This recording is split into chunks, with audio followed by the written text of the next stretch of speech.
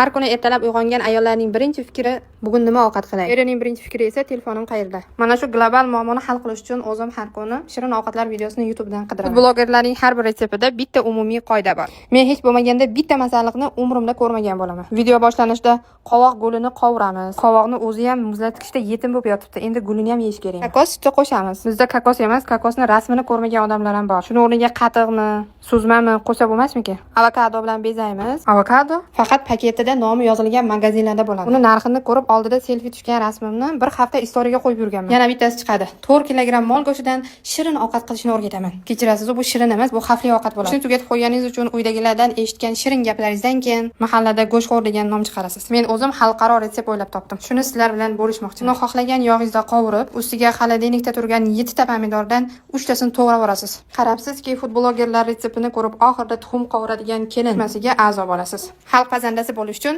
menga hoziroq obuna bo'ling. Pazandalarga jo'natib qo'yamiz.